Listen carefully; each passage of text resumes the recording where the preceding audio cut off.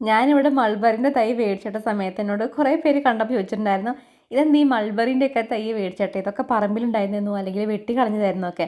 പക്ഷെ ഞാൻ വിചാരിക്കണത് എല്ലാ ഫ്രൂട്ട്സും വേണമെന്നാണ്. ഇപ്പോൾ എല്ലാവർക്കും ഒരേ ടേസ്റ്റ് ആയിരിക്കും ഇഷ്ടമുണ്ടാവുക. അതായത് എനിക്ക് ഇഷ്ടമില്ലാത്ത ഫ്രൂട്ട് ചിലപ്പോൾ വേറെ ആർക്കെങ്കിലും ഇഷ്ടമുണ്ടായിരിക്കും. എനിക്കിപ്പോൾ മൾബറി ഒരുപാട് ഇഷ്ടമായിട്ടല്ല വെച്ചത്. എന്നാലും ഇടയ്ക്കൊക്കെ നമ്മൾ വല്ലപ്പോഴും എല്ലാ ഫ്രൂട്ടും ടേസ്റ്റ് ചെയ്യണമല്ലോ. അപ്പോൾ നമ്മുടെ വീട്ടിൽ തന്നെ ഉണ്ടെങ്കിൽ പിന്നെ ആരോടെങ്കിലും ചോദിക്കേണ്ടല്ലോ വെച്ചിട്ടാണ് ഞാൻ എല്ലാത്തിനും തൈ കൊണ്ട് വെച്ചത് കേട്ടോ.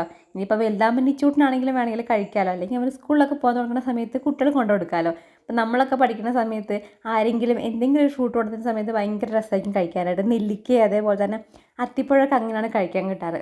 അപ്പം ഞാനിപ്പോൾ തന്നെ എനിക്ക് പറ്റുന്ന രീതിയിൽ കടയിൽ പോകുന്ന സമയത്തൊക്കെ നമ്മളെ എന്താ പറയുക നഴ്സറിയിൽ നിന്ന് മാക്സിമം തൈകളൊക്കെ കൊണ്ടുവെക്കാറുണ്ട്.